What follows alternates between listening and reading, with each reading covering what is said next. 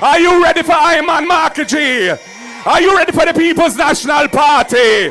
You look like you're ready. You sound like you're ready. You feel like you're ready. And I say, power to the people. Comrade chairman of the meeting. All of the comrades on the platform. Special shout out. Comrade Philip Palwell. Comrade Fitz Jackson. I have to call out my seniors, you know. Big up, Comrade Patmore. Nice to see you here in town, you know. Yeah, man. Comrade Beverly Manley. Boy, you're not easy at all. Everywhere I go, I see you. Comrade Patricia, enough love. Comrade Steve. Comrade Dawes. Boy, enough name there, you know, man. Peter King, you're popular, man. I love that.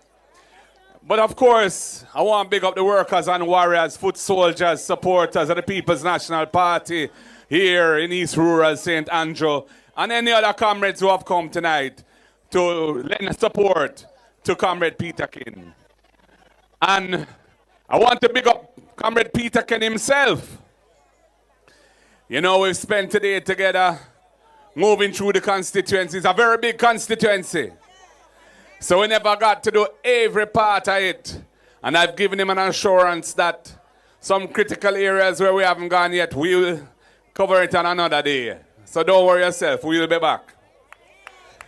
But Comrade Peter King, I just love how he move, you know. He's well humble. He's serious about the task at hand. He's very calm and cool. Him not get flustered easy. And he's there showing his commitment to the people. Up and coming leader of the bar here in Jamaica, council. Him could have stayed in private practice and, you know, do what those lawyers do. But this man here decided he wanted to serve the people of Jamaica and serve his country through the political process. Comrades, Jamaica is at a crossroads, and the people are looking on and saying they don't want no more of what they've been getting for the last 9 years. There's too much deception. There are too many lies being told. They're trying to paint a picture, this pretty picture, when everybody knows that the reality is very ugly. That the lived experience that they go through day to day, when they have to traverse this country on the roads that they have left us with, when they have to interface with the health system, in a deplorable condition with so much of the equipment not working. All of these things, they know that this is a government that is a Samphire government. This is a government that is here to hoodwink the people. This is a government that can't be trusted. This is a government which has been responsible for more scandals, more incidents of corruption, nepotism, cronyism than any other. This is a government led by a prime minister whose integrity commission declarations cannot be certified. They have been investigated. He has been investigated for the offense of illicit enrichment, a serious offense, a corruption offense under the Corruption Prevention Act. And the Integrity Commission has said, because he didn't provide all the information they needed and asked for, further investigation is required. And they've sent it to the Financial Investigations Division, the FID. And you see the play now. A man who has publicly said, oh, I've read the report of the Integrity Commission.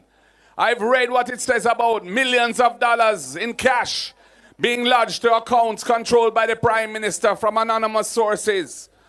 I've read about the $470 million plus moving through the 28 bank accounts. I've read about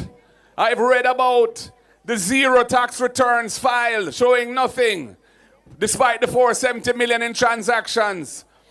I've read about Positive Jamaica Foundation, a non-profit organization set up to raise money to be given to worthy causes, instead giving money to the Prime Minister's personal company for investment for his benefit.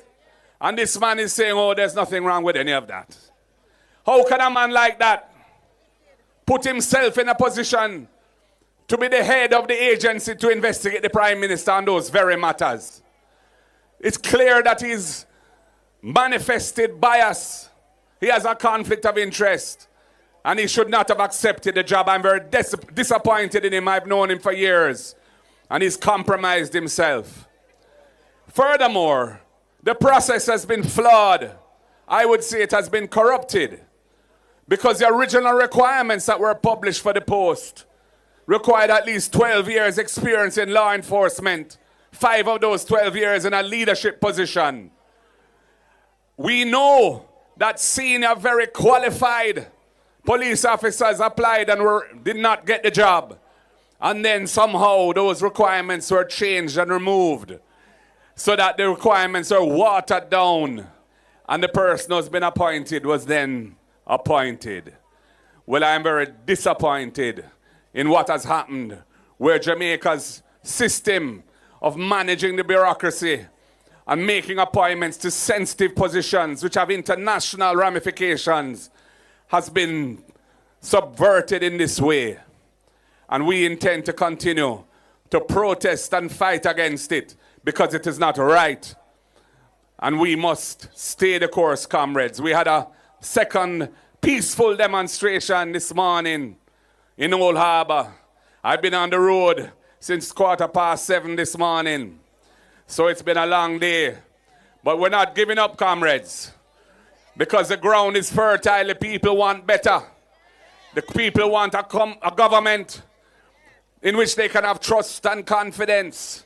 A government that is not going to embrace or put up with the hanky-panky that they have had to endure for the last 9 years. Corruption matters. When you go to the hospital and you need a CT scan, or you need some piece of equipment or some medication, and it's not available because the government doesn't have the resources. If the money wasn't being ripped off and siphoned to friends and company and cronies, then we'd have a better health system. We'd have a better road network. We'd have more money to invest in education. Today we heard, I think it was today or was it yesterday, we heard about the situation in one of our high schools with such a high level of youths who cannot read and write in first form, grade 7. And they are busy defending the corruption in the country and wiggling. And when you hold them accountable and you stand up for principle, all you can hear from them is that you're bad mind. They don't know what bad mind is.